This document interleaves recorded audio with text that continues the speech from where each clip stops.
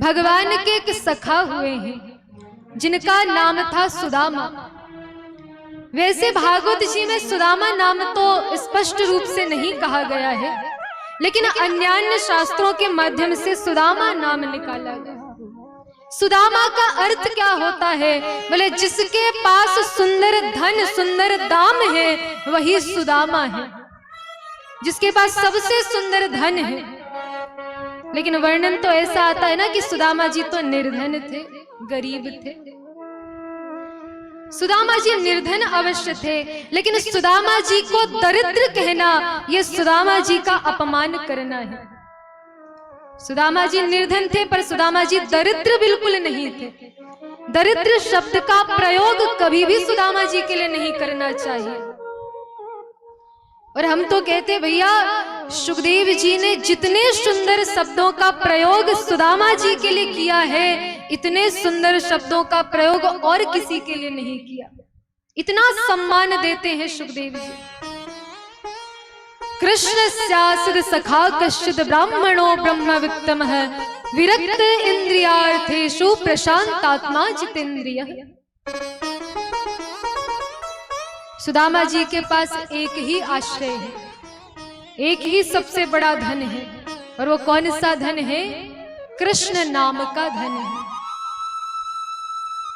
महाराज संसार का सबसे बड़ा सुंदर धन तो राम नाम है, कृष्ण नाम है।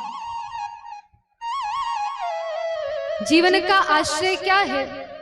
बोले केवल बैठे बैठे हे गोविंद हे गोपाल हे कृष्ण हे माधव, केवल नाम जपते।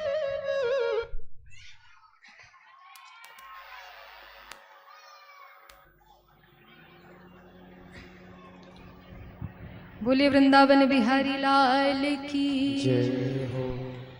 सुदामा जी महाराज की पत्नी सुशीला, यथा नाम तथा गुण, जैसा उनका नाम वैसा उनका स्वभाव। जीवन में इतने कष्ट सह लिए पर कभी भी सुदामा जी से कुछ मांगती नहीं है। कभी सुदामा जी से ये शिकायत नहीं करती कि तुमसे विवाह करके तो हमारा भाग्य ही फूट गया, तुमसे विवाह करके तो किस्मत खराब हो गई। कभी नहीं कहती, कभी कोई शिकायत नहीं करती। जैसे जीवन चल रहा है वैसे ही व्यतीत करती। जीवन का आश्रय क्या है, सहारा क्या है? सुदामा जी कहते देवी तुमने कितने नाम जप किए? सुशीला कहती स्वामी आज हमने 1,00,000 कंकड़ जप किए हैं, कंकड़ों से नाम जप करते। स्वामी आपने कितने किए? सुदामा जी कहते देवी हमने भी 1,25,000 नाम जप किए। केवल यही ही जीवन का सबसे बड़ा धन है। अच्छा, सुदामा जी महाराज अयाचक वृत्ति से जीवन निर्वाह करते थे। कहीं पर वर्णन नहीं आता कि सुदामा जी भीख मांगने जाते थे। सुदामा जी भिखारी नहीं थे। सुदामा जी अयाचक वृत्ति से जीवन निर्वाह करते। किसी के यहाँ यज्ञ अनुष्ठान कथा आदि में उन्हें जो दक्षिणा मिलती उससे जीवन यापन करते, पर कभी किसी से मांगते नहीं थे। दक्षिणा स्वरूप में जितना उन्हें मिल जाता उससे जीवन व्यतीत करते, पर किसी से कुछ मांगते नहीं। सुशीला ने एक दिन देखा, बच्चों ने आकर कहा माँ हमारे मित्र दूध पी रहे थे, हमको भी दूध पीना है। सुशीला ने क्या किया? बोले कुछ आटे के कण पड़े हुए थे, उन आटे के कण को उठाकर जल में मिलाकर दे देती, बच्चे उसको ही दूध समझकर पी जाते। कभी आटे के कण भी ना होते तो सुशीला कहती पुत्र कृष्ण का नाम जप करो, गोविंद का नाम जप करो। बच्चे समझ जाते कि आज घर पर कुछ नहीं है। कभी कथा सुना सुनाकर बच्चों को सुला देती, कभी जलपान करके बच्चों को सुला देती, पर भी शिकायत नहीं करती। लेकिन एक दिन ऐसा हुआ, 4-5 दिन व्यतीत हो गए, बच्चे भूख प्यास से तड़प रहे हैं।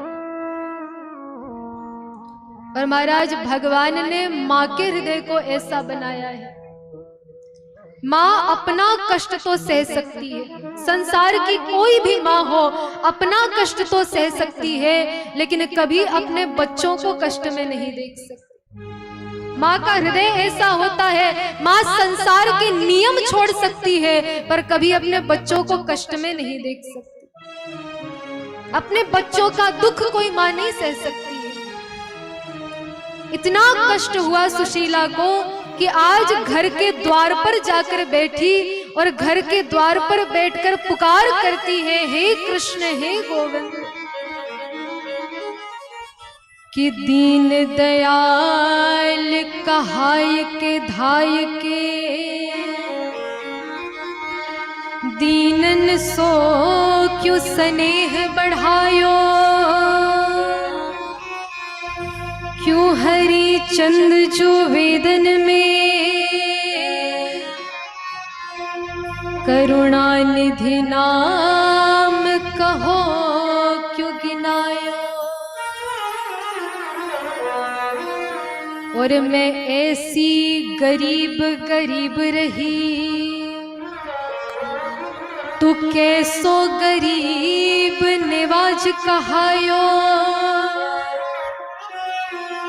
सुशीला कहती है, प्रभु मैंने आपका नाम दीन दयाल सुना है, दीन बंधु सुना है, करुणा निधान सुना है, कृपा का सागर सुना है, लेकिन इस दीनहीन पर आपकी दृष्टि क्यों नहीं जाती? क्या आपको दिखाई नहीं देता कि मेरे बच्चे भूख प्यास से व्यथित हैं, तड़प रहे हैं, व्याकुल हो रहे हैं? क्या आपको हमारी स्थिति नहीं दिखाई देती? मैंने तो सुना है कि चींटी से लेकर हाथी पर्यंत सबका पेट भरते हो, फिर आज मेरे बच्चे भूख से व्याकुल क्यों हो रहे हैं?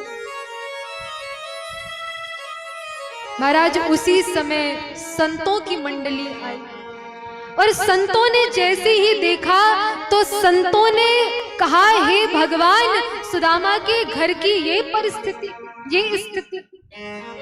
और संतों के मुख से निकल गया, अरे द्वारिकाधीश, तू तो द्वारिका का राजा है, हम पर कृपा कर ना कर, अपने सखा की स्थिति तो देख ले, सुदामा तो तेरा बचपन का सखा है। ये शब्द मुख से जैसे निकले, सुशीला ने सुना, सुशीला ने कहा, मेरे पति द्वारिकाधीश के सखा। दौड़ी दौड़ी आई और आज क्या देखती है, सुदामा जी नाम जप कर रहे हैं। सुशीला ने कहा, स्वामी कुछ बात करनी है। सुदामा जी ने इशारा कर दिया, देवी रुको, नाम जप कर रहे हैं। सुशीला ने कहा, स्वामी बड़ी आवश्यक बात करनी है। फिर इशारा कर दिया, रुको। सुशीला ने कहा, स्वामी क्या द्वारिकाधीश आपके बचपन के सखा है? जैसी ये बात सुशीला ने कही, हाथ से माला छूट गई, नेत्रों से अश्रुओं की धार बह चली। सुदामा जी कहते हैं, देवी तुमने कैसी बात याद दिला दी, कितनी सुंदर बात याद दिला दी। अरे कन्हैया मेरा बचपन का सखा, क्या हम साथ खाते थे, साथ खेलते थे, साथ पढ़ते थे, साथ रहते थे। आज वो अपने द्वारिका का राजा है और मैं अपनी कुटिया का राजा। तुमने कितनी सुंदर बात याद दिला दी। सुशीला ने कहा, कभी मिलने की इच्छा नहीं होती? सुदामा जी ने कहा, देवी इच्छा तो बहुत होती है, लेकिन जब जब इच्छा होती है नेत्र बंद करते हैं और अपने कन्हैया को गले से लगाकर लौट आते हैं। सुशीला ने विचार किया, हे भगवान, जब तक ये शरीर से ना जाए प्रभु हमारी स्थिति कैसे देखेंगे?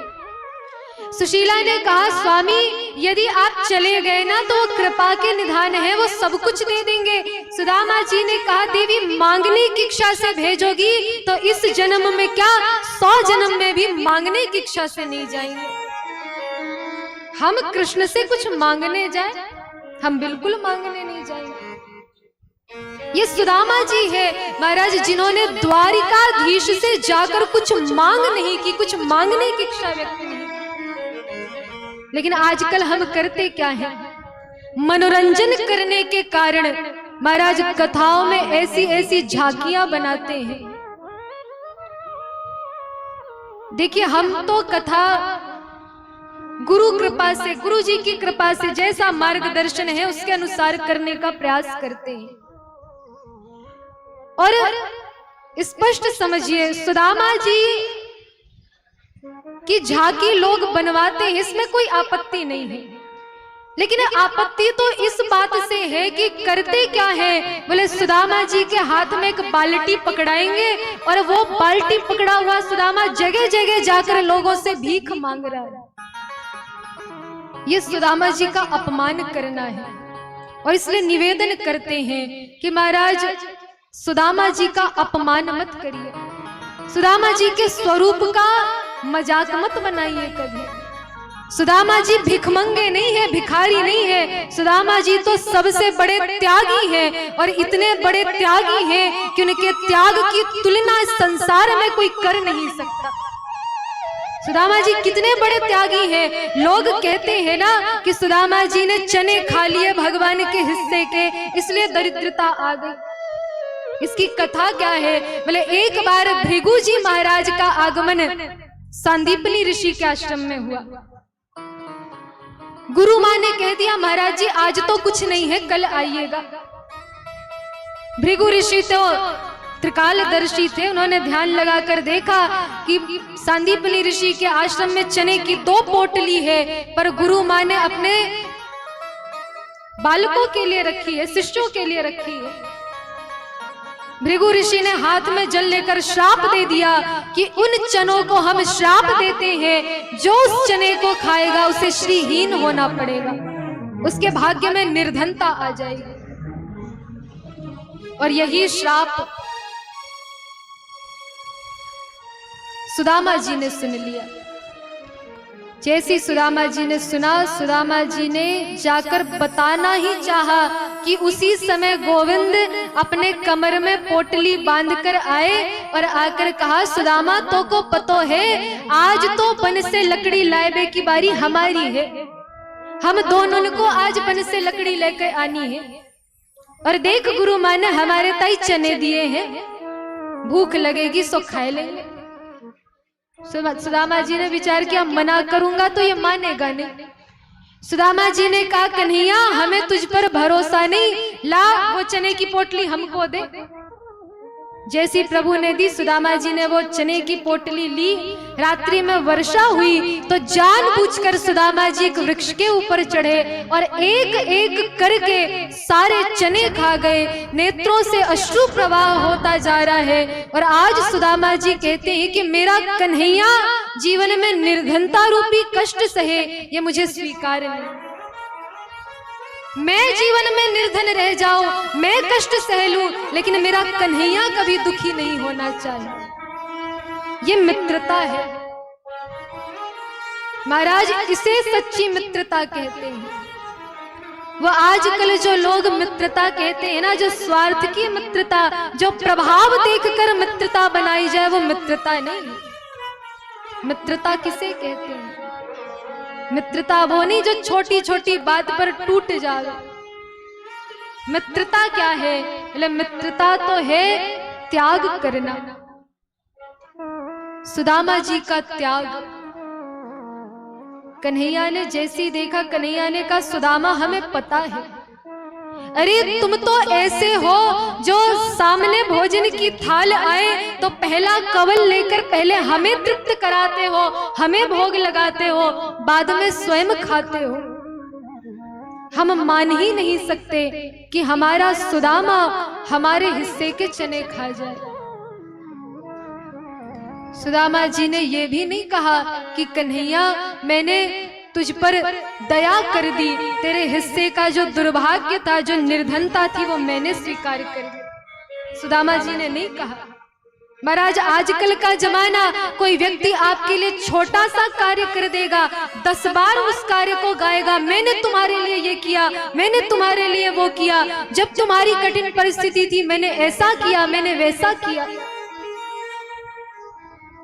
एक बार कोई कुछ करेगा आपके लिए तो 10 बार गाएगा, लेकिन सुदामा जी ने जीवन में इतना बड़ा त्याग कर दिया, लेकिन एक बार नहीं कहा कि कन्हैया मैंने तेरे लिए जीवन में त्याग कर दिया। एक बार नहीं कहा, बस हृदय से आज सुदामा जी कहते हैं कन्हैया आज मैंने मित्रता का भेंट तुझे दिया है। मेरा कन्हैया राजाधिराज बने, संसार का राजा बने, मैं भले ही निर्धन रह जाऊं, मैं भले ही भूखा रह जाऊं, लेकिन मेरा कन्हैया सुखी रहना चाहिए।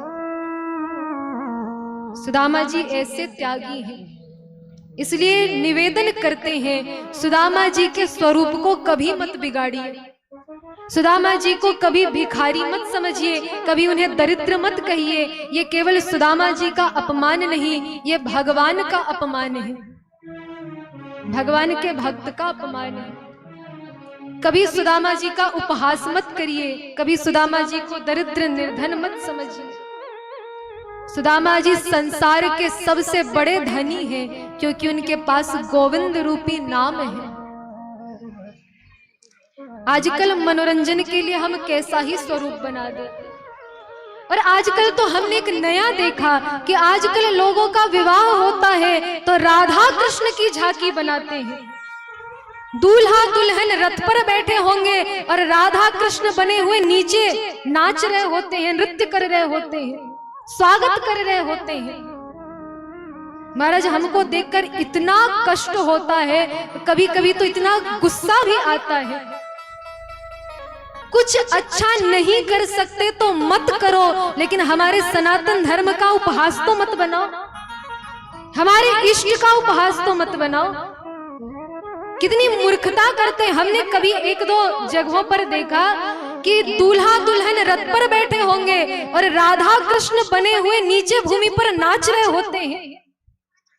अरे वो परम ब्रह्म परमात्मा है, वो तुम्हारी शादी में तुम्हारे रथ के आगे नाचने आएंगे? ऐसा तुमने सोच भी कैसे लिया? कितनी बड़ी मूर्खता करते हैं, कितना बड़ा उपहास हमारे देवी देवताओं का किया जा रहा है।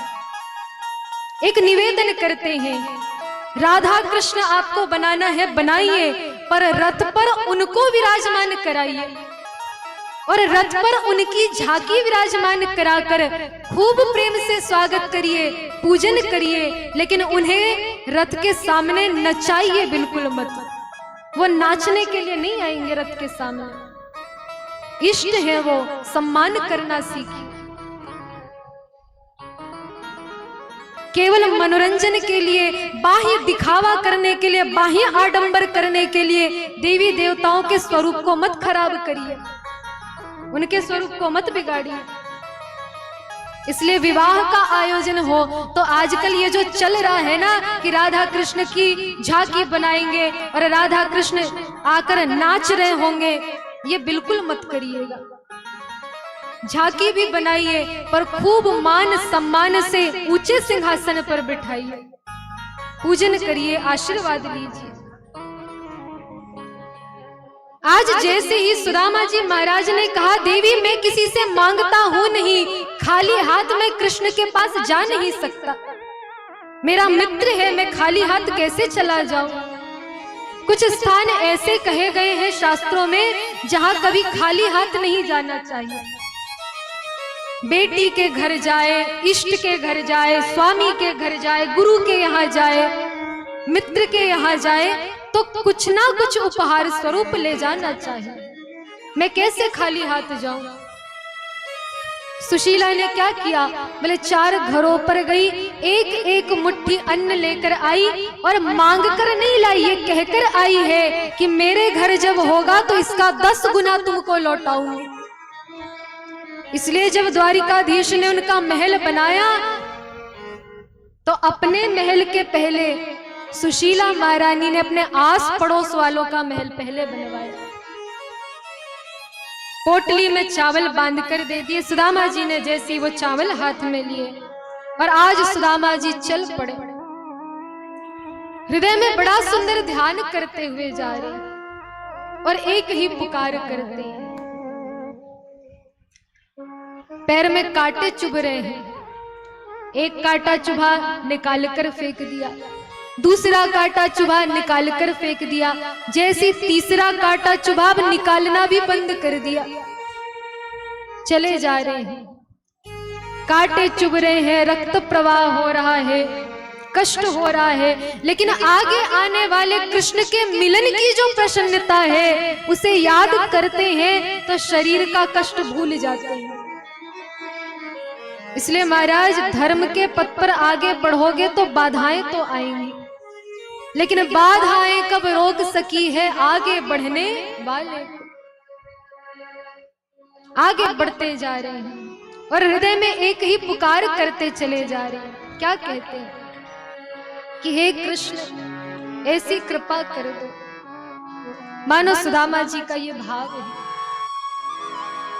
हो मुझे ऐसी लगन तू लगा दे, मैं तेरे बिना पल ना रहूं। मुझे ऐसी लगन तू लगा दे, मैं तेरे बिना पल ना रहूं। देखिए, संसार में सुदामा जैसी स्थिति तो सबकी है। प्रत्येक व्यक्ति, प्रत्येक भक्त प्रभु का वो भक्त सुदामा है। इसलिए एक बार अपने हृदय से प्रभु से एक पुकार करके देखिए कि प्रभु हमें भी ऐसी लगन लगा दीजिए। सभी पुकार करिए और सभी क्या कहेंगे, ओ मुझे ऐसी लगन तू लगा दे, मैं तेरे बिना पल ना रहूं। मुझे ऐसी लगन तू लगा दे, मैं तेरे तालियों के साथ भाव से।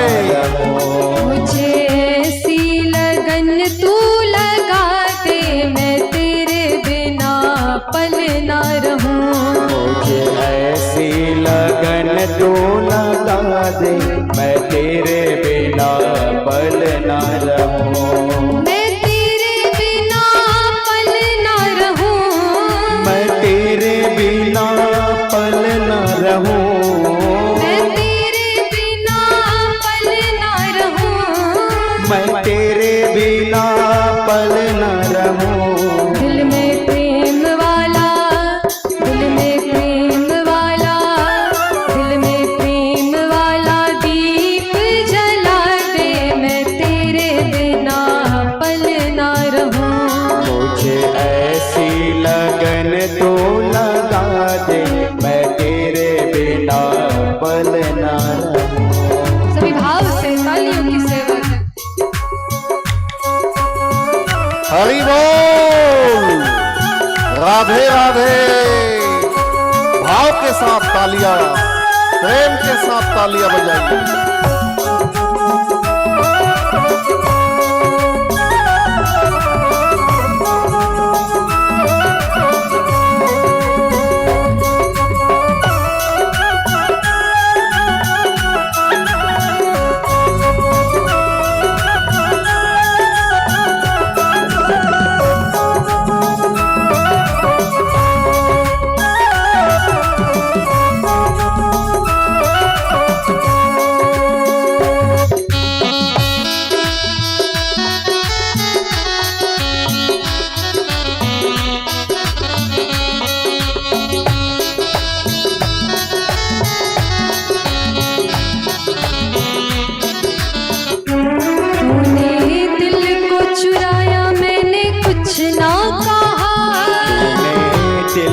चुराया मैंने कुछ ना कहा। तूने दिल को चुराया मैंने कुछ ना कहा। तूने दिल को चुराया मैंने कुछ ना कहा।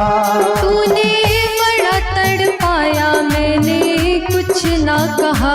तूने बड़ा तड़पाया मैंने कुछ ना कहा। तूने बड़ा तड़पाया मैंने कुछ ना कहा। तूने बड़ा तड़पाया मैंने कुछ ना कहा। अब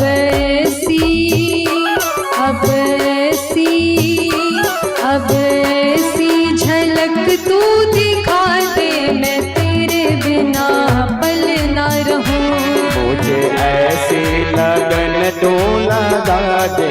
मैं तेरे बिना पल न रहूं।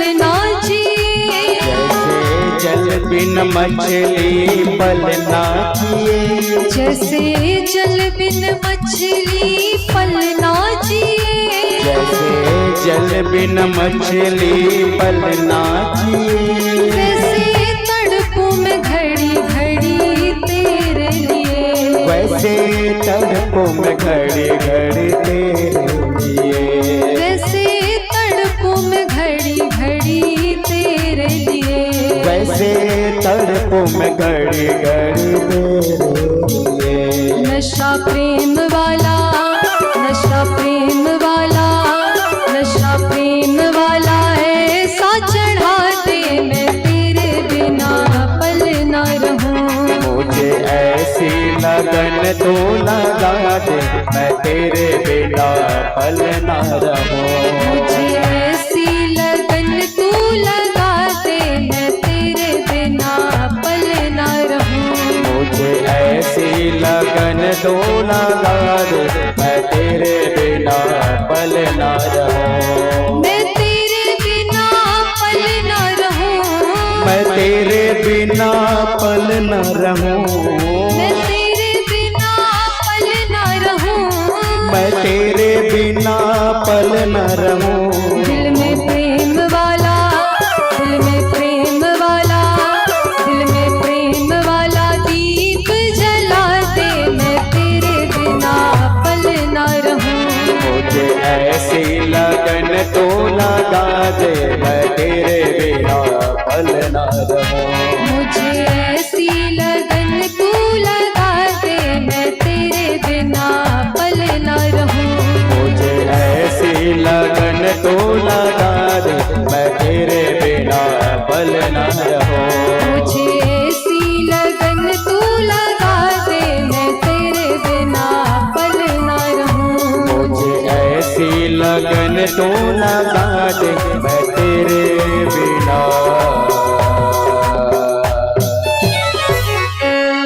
पल न रहूं।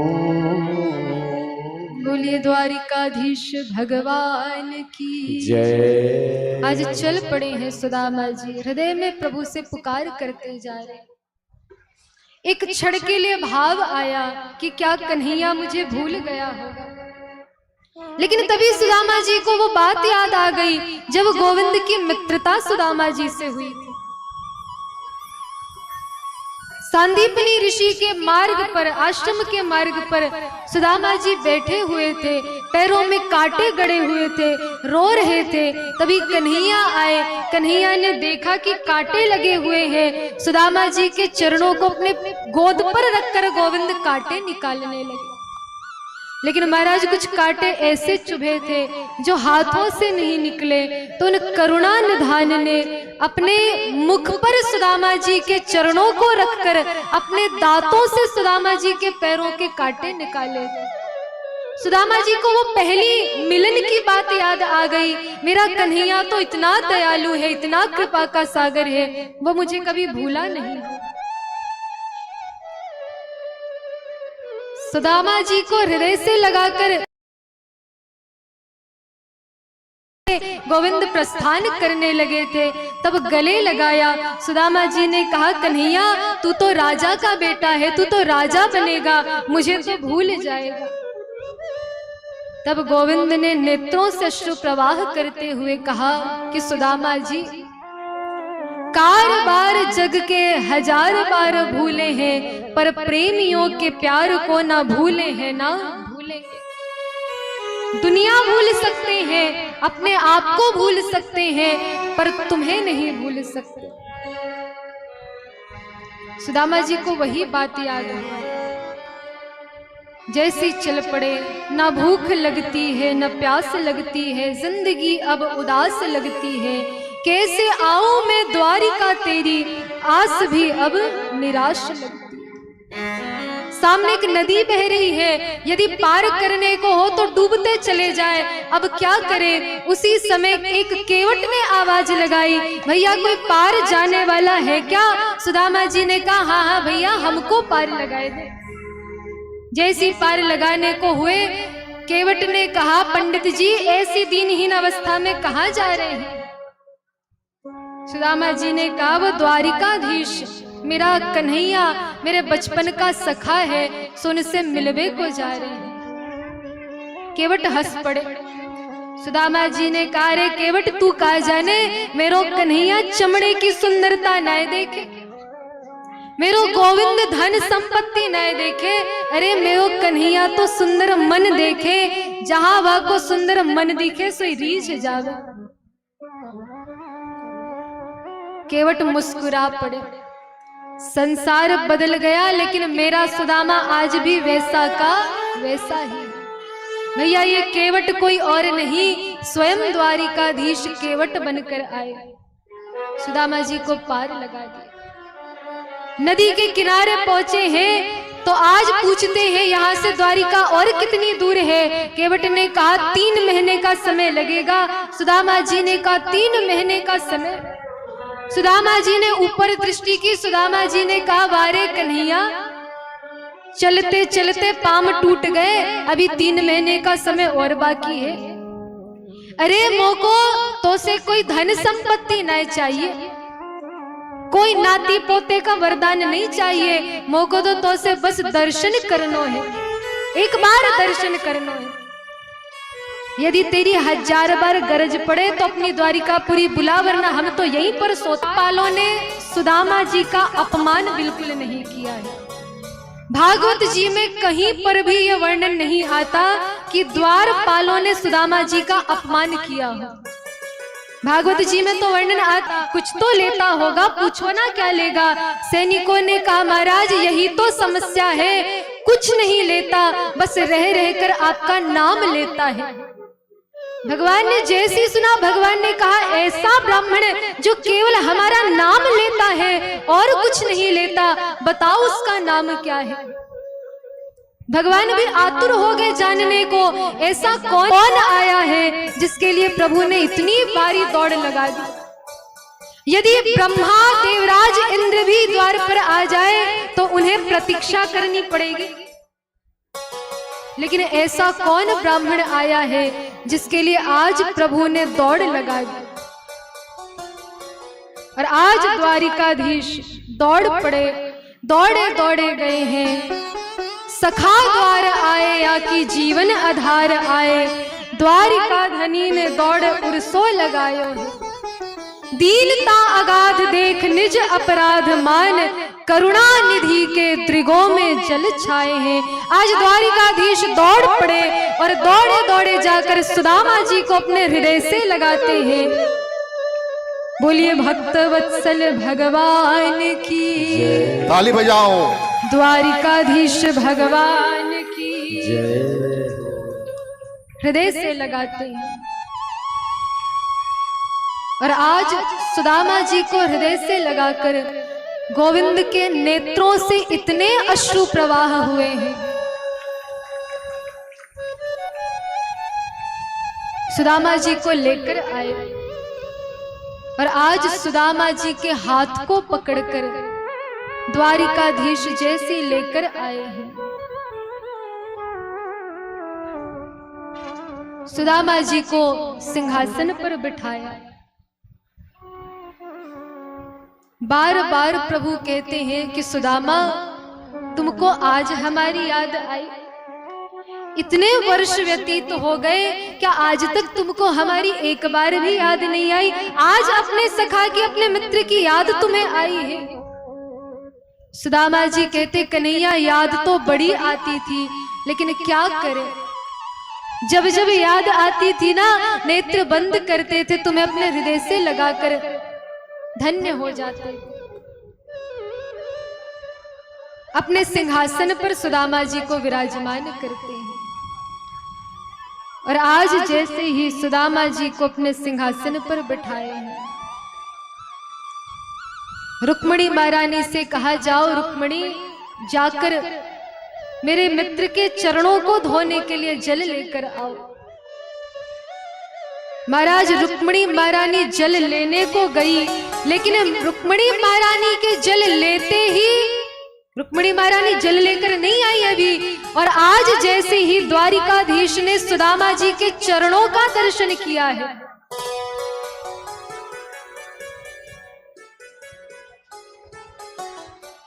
कैसा दर्शन करते हैं, चरणों की स्थिति कैसी है,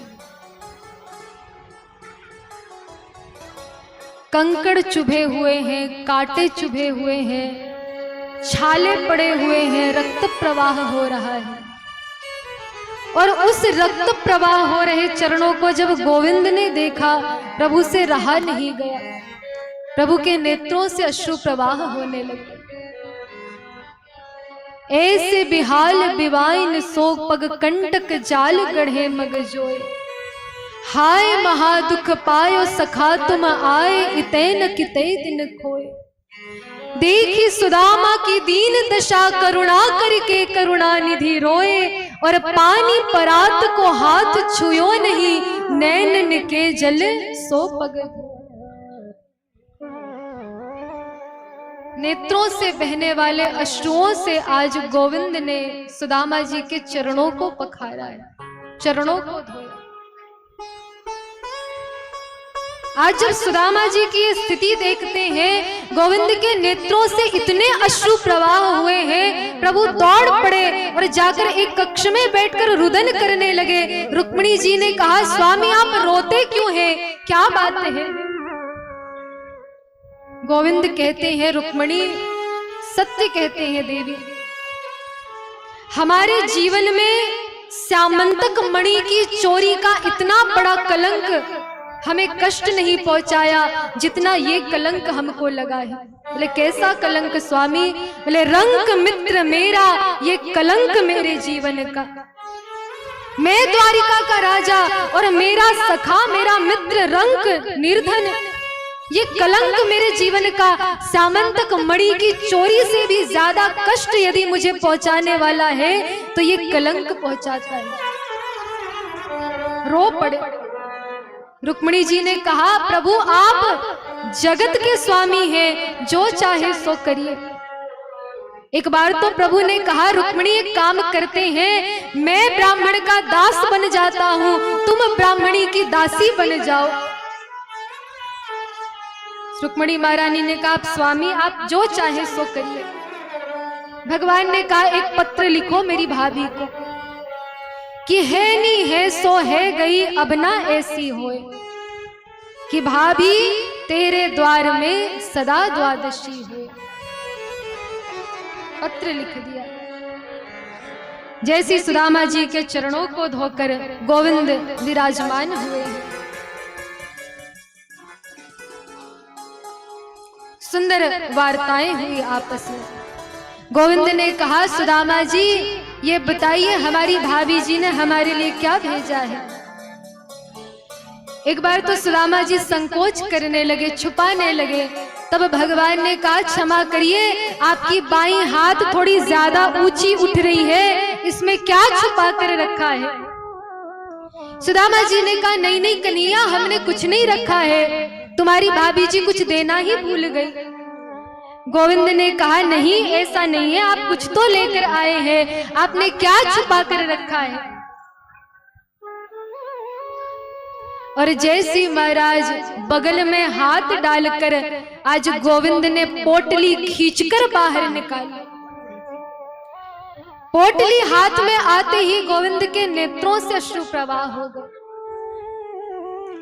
एक क्षण नहीं लगा प्रभु को समझने में कि इस पोटली का एक एक अन्न का कण सुदामा के अपने घर का नहीं। और आज जैसी पोटली खोलकर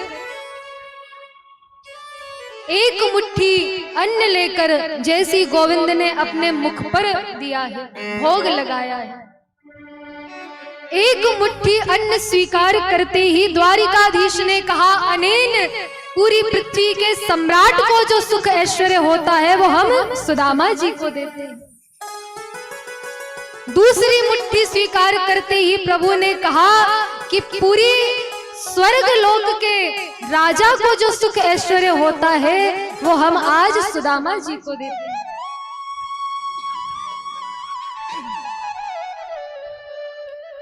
अच्छा, जैसे ही 2 मुट्ठी अन्न प्रभु ने स्वीकार किया, जैसी तीसरी मुट्ठी उठाने को हुए हैं, तीसरी मुट्ठी भरत ही रुक्मिणी पकड़ी बाह, ऐसी तुमको का भई संपत्ति की अनचाह। और आज रुक्मिणी जी ने हाथ पकड़ लिया। रुक्मिणी जी ने कहा, बस बस प्रभु बहुत हो गया, हमको भी तो प्रसाद मिलना चाहिए। और रुक्मिणी जी ने एक एक अन्न का दाना हाथ में लिया और ले जाकर उस खीर का भोग बनाया और पूरी द्वारिका में वितरित कर दिया। देखिए, भगवान ने सुदामा जी को क्या दिया क्या नहीं दिया ये केवल रुक्मिणी जी जानती है, भगवान जानते हैं और कोई नहीं जानता। सुदामा जी तो एक दिन रुके और दूसरे दिन कन्हैया को हृदय से लगाकर कहते हैं कि कन्हैया तुम्हारा दर्शन मिल गया, सबसे बड़ा धन मिल गया, अब हम प्रस्थान करना चाहते हैं। सुदामा जी ने जाने की बात कही, भगवान ने रुकने भी नहीं कहा। भगवान ने कहा ठीक है चले जाइए, पर जो धोती हमने आपको पहनाई है, जो धोती प्रदान की है, इसे बदल कर जाइए, अपनी धोती पहन कर जाइए। सुदामा जी को बुरा नहीं लगा। सुदामा जी ने विचार किया, मेरा कन्हैया मुझसे कितना प्रेम करता है, इसे पता है कि मूल्यवान धोती पहनकर जाऊंगा तो रास्ते में चोर लुटेरे मुझे मारने का प्रयत्न कर देंगे। तो आज सुदामा जी को सबसे बड़ा धन प्राप्त हुआ है। कौन सा बड़ा धन? भक्त एक बड़ी सुंदर बात कहते हैं, जिन्हें दाम प्यारे उन्हें दाम दे दो, जिन्हें दाम प्यारे उन्हें दाम दे दो, मुझे श्याम प्यारे मुझे श्याम दे दो, मुझे श्याम प्यारे मुझे श्याम दे दो। किन्हें किन्हें हमारे गोविंद प्यारे लगते हैं, किन्हें किन्हें गोविंद चाहिए? हाथ उठाकर बताइए, एक बार दोनों हाथ उठाकर कहिए राधे राधे। पीछे वाली मैयाओं को नहीं चाहिए क्या? चाहिए तो एक बार दोनों हाथ उठाकर कहिए राधे राधे राधे राधे। और सभी क्या कहेंगे? जिन्हें दाम प्यारे उन्हें दाम दे दो, जिन्हें दाम प्यारे उन्हें दाम दे दो, जिन्हें दाम प्यारे उन्हें दाम दे दो, जिन्हें दाम प्यारे उन्हें दाम दे दो। एक बार दोनों हाथ उठाकर कहिए राधे राधे।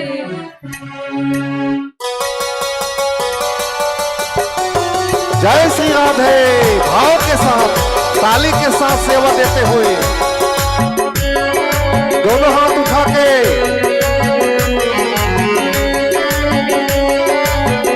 हरि बोल, जय श्री राधे।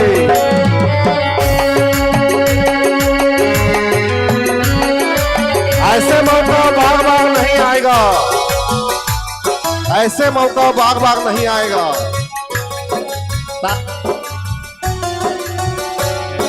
जिन्हें दाम प्यारे उन्हें दाम, जिन्हें दाम प्यारे उन्हें दाम दे दो, मुझे श्याम प्यारे मुझे श्याम दे दो, मुझे श्याम प्यारे मुझे श्याम दे दो, मुझे श्याम प्यारे मुझे श्याम दे दो, मुझे श्याम प्यारे मुझे श्याम दे दो, जिन्हें दाम प्यारे उन्हें दाम दे दो, जिन्हें दाम प्यारे उन्हें दाम दे दो, जिन्हें दाम प्यारे उन्हें दाम दे दो, जिन्हें दाम प्यारे उन्हें दाम दे दो, मुझे श्याम प्यारे मुझे श्याम दे दो, मुझे श्याम प्यारे मुझे श्याम दे दो, मुझे श्याम प्यारे मुझे श्याम दे दो, मुझे श्याम प्यारे मुझे श्याम सभी दे जरा हाथ दो। उठाकर भाव से गाइए।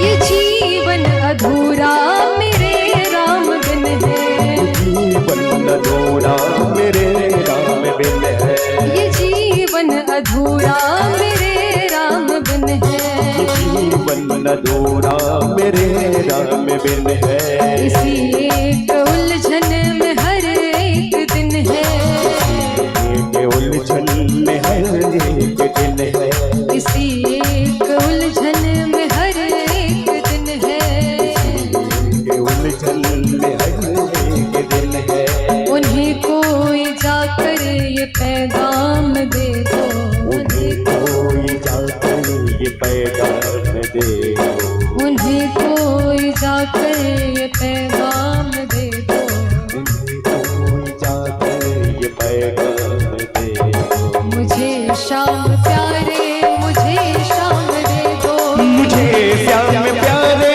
मुझे श्याम दे दो, मुझे श्याम प्यारे मुझे श्याम दे दो, मुझे श्याम प्यारे मुझे श्याम दे दो।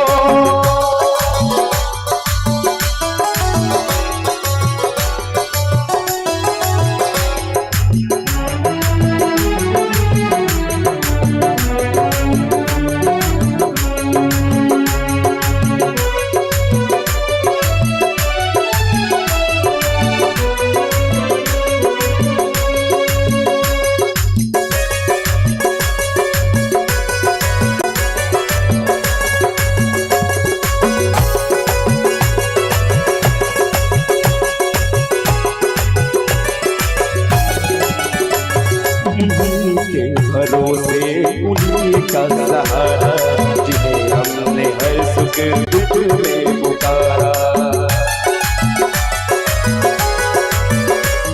उन्हीं के भरोसे उन्हीं का सहारा, जिन्हें हमने हर सुख में दुख में पुकारा, जिन्हें हमने हर सुख में दुख में पुकारा, मेरी जिंदगी राम को था मैंने, मेरी जिंदगी राम को था मैंने, मुझे राम प्यारे मुझे राम दे दो, मुझे श्याम प्यारे मुझे श्याम दे दो, मुझे राम प्यारे मुझे राम दे दो, मुझे श्याम प्यारे मुझे श्याम दे दो।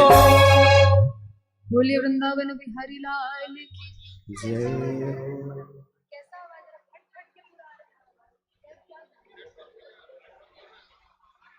बोलिए द्वारिकाधीश भगवान की। तो आज सुदामा जी पर कृपा करते हैं।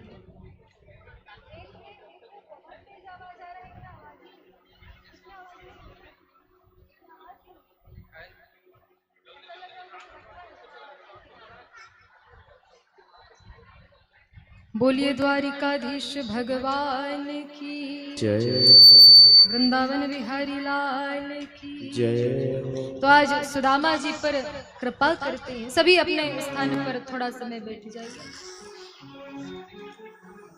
सुदामा जी पर कृपा हुई, सुदामा जी को हृदय से लगाते हैं। सुदामा जी प्रस्थान कर गए।